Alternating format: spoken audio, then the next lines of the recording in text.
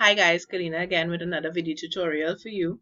Today I'm going to show you how to promote your server to domain controller as well as connect two clients to your domain. Alright, we'll be using the Windows 7 client as well as the Vista client. So you might ask yourself now, what is a domain and what is a workgroup? If you'd notice, when you first created your virtual machines, your server as well as your client, if you go into Network Neighborhood, you would have noticed that the Windows 7 machine as well as the server would have been part of a workgroup. So the difference between workgroups and domains is how the resources are shared and managed, right? Computers on a home network basically are usually on a workgroup, and computers in a workplace are part of a domain. So our first step now would be to actually power on your server. And this would have been the server that was already created, the virtual machine and configured, server 2008.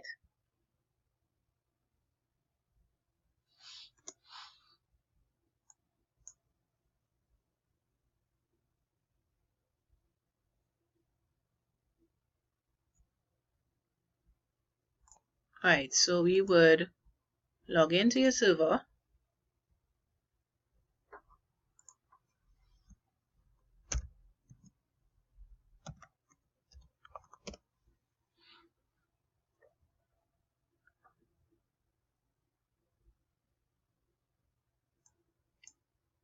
And what we would need to do is go into your server manager. Here's where we would enable the Active Directory domain services. So if you look here, you would see that you have roles that you can add to your server. So what we will do is create this server into a domain controller. So what we do is click add role. Alright, click next. So what would we like to do here? We would like to use Active Directory domain services. Alright, you check that box, right? And this is what allows us to create user accounts on your domain. So click next. Alright, so this is just a brief description of what the service entails and what will happen to your server when you allow or you enable this feature or this role. You click next, and this is your confirmation page. In order for a server to be used as a domain controller, what you have to do is actually promote it. So there's this exe here called DC Promo. What you would need to do is actually promote this server with the use of this. You can either use CMD or you can also use the DC Promo option here. So when you click install, it will activate the relevant services. And this would cause your machine now to become what we call a domain controller.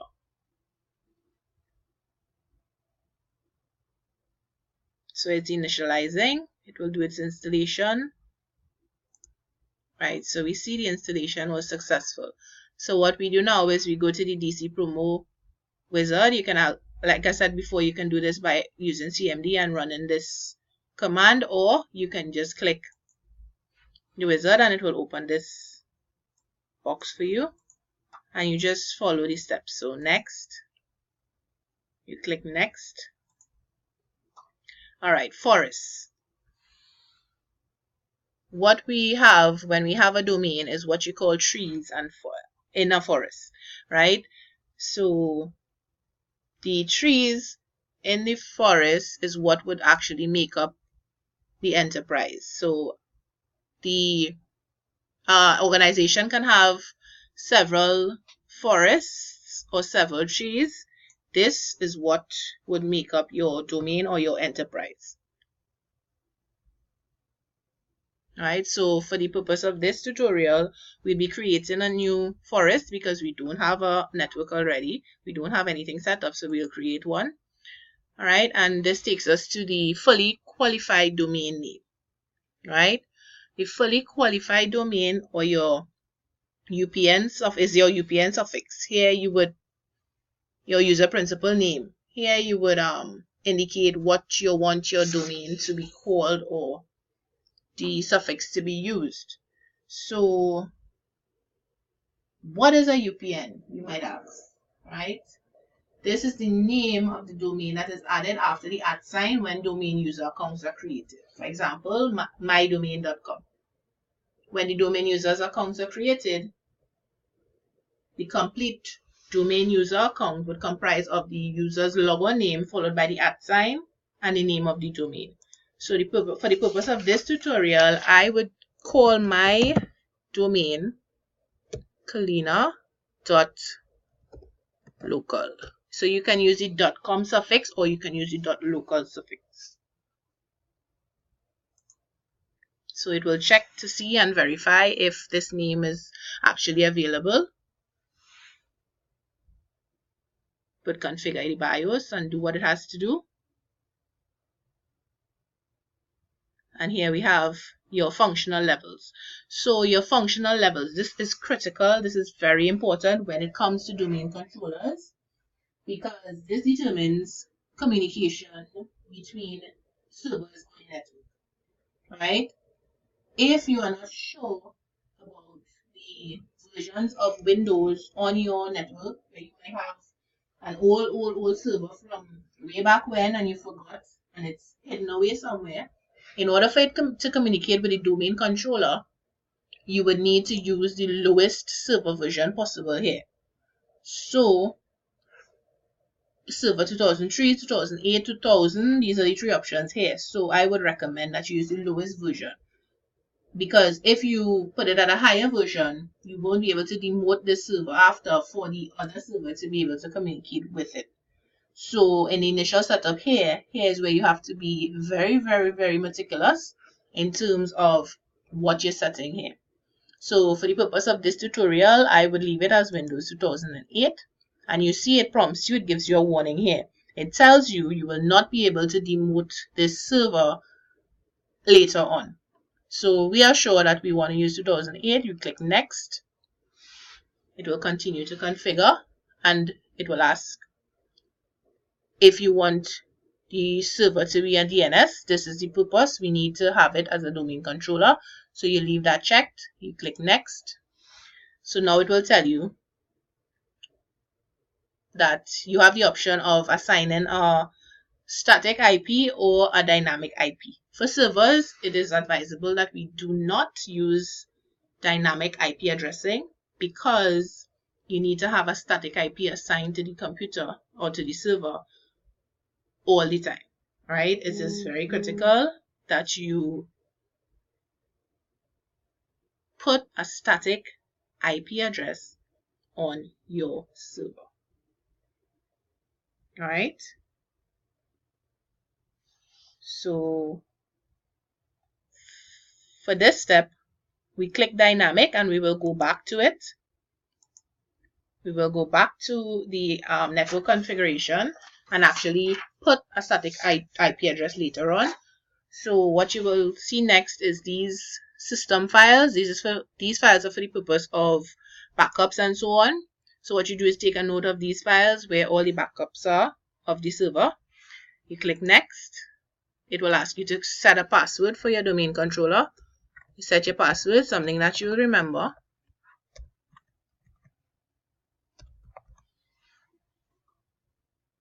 You click next, and then you click next again.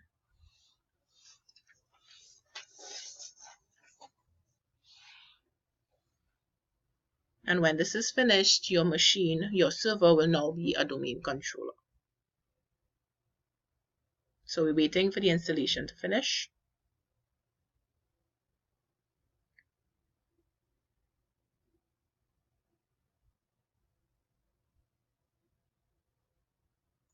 And when it's finished, you will see that everything has been completed. You click finish. So it will prompt you then to restart. Any changes that were made to your server, your machine usually would ask you to restart. So what you do is you restart your server.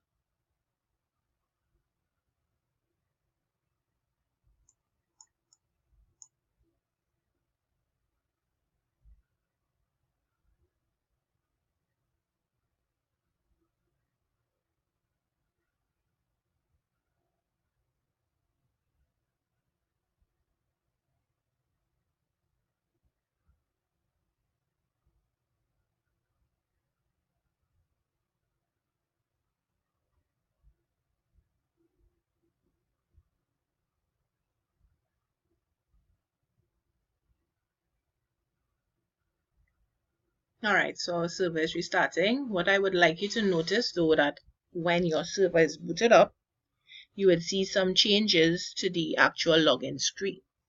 So we need to pay close attention to that. You would also notice that when you log onto your machine, you would need to check your settings, the network discovery settings, to make sure that nothing had been changed, right? Because usually when you make changes to your server, the configurations would change and you would have to go back and verify that they did not change. Things like file sharing, printer sharing, network discovery. Right, so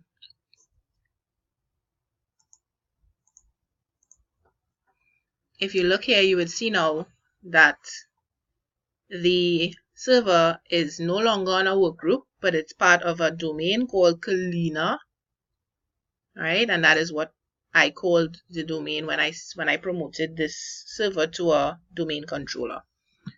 So what we do now is we log in with the password that you would have set.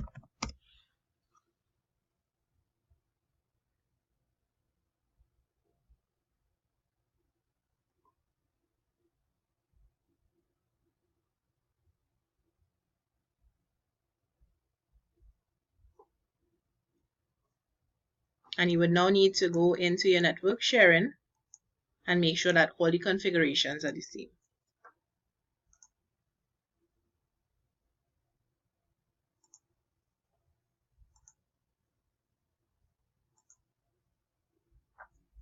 Alright, so we have network discovery. We need to make sure that that is turned on. And as you can see, it was turned off, so we turn it back on.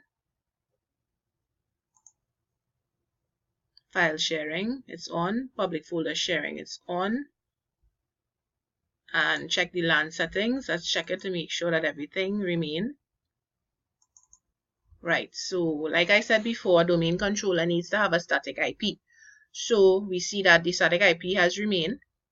But look at the DNS, it's a loopback address. So what we need to do is we need to change this back to what it originally was,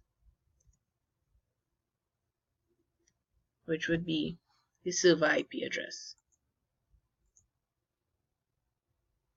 Alright, what we can do is check for connection by pinging.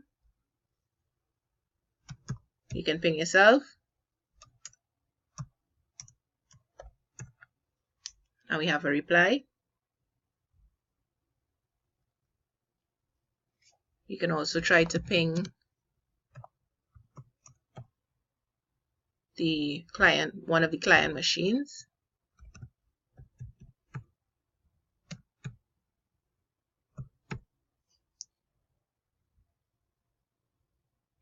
Right, in this case, the client machine is off, so you will not get a reply. So after all this is done, you can also go into your actual network and there you will be able to see that your client machines will be a part of your client machine will still be a part of the work group, but your server will be on the domain.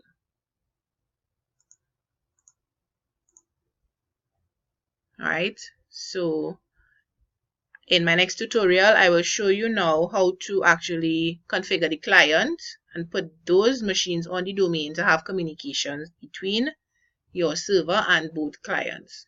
So stay tuned, guys. Thanks for watching, and I'll see you in a bit.